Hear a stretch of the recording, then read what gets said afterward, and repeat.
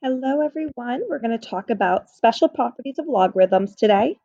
Um, so for the first one, and we kind of talked about this last time, is that if you ever have log base any number of 1, it's always going to equal 0. Because remember, bacon and eggs, a to the 0 power will always give you 1. So anything to the 0 power will always equal 1. So it could be log base 20 of 1, that's going to equal 0. Same thing here, bacon and eggs, your base is a, your exponent is 1, and that's always going to equal a. So if these are the same, the base and the answer are the same, then the exponent is always going to equal 1 as well. So for example, log base 3 of 3 is going to be 1 because 3 to the first power will give you 3.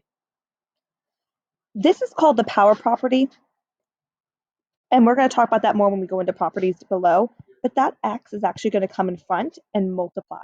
So you can rewrite this as x times log base a of a, and we just discovered what this became up here. Log base a of a is equal to 1. So this is x times 1, which is just x. So for example, if you had log base 3 of 3 to the 5th power, these cancel, so you're just left with 5. And that's what we talk about right here. This is called the power property for logarithms, that x just comes in front and it multiplies, just like what we did up here for the same way. So if I had log base 6 of 6 to the 7th power, I can rewrite this, that 7 comes outside, and it's going to be 7 log base 6 of 6. And kind of in the same way, if you have, remember, logs and exponential properties, exponential functions are inverses, right? So if you add and subtract something, they're going to cancel out. And same thing here, if you have a base of a and an exponent with a log, they cancel out, and your answer is just going to be x. So it's going to be, 3 log base 3 of 7 just equals 7. 4 log base 4 of 3 will just equal 3.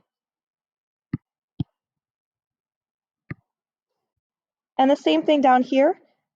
If you have the same bases, kind of like what we talked about with our exponentials, if the bases are the same, so log base a, then what's inside must be the same as well. So log base 3 of x is equal to log base 3 of 7, then x is going to equal 7.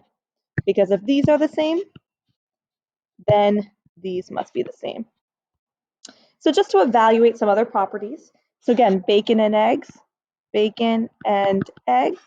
8 to the what power give you 1, x would equal 0.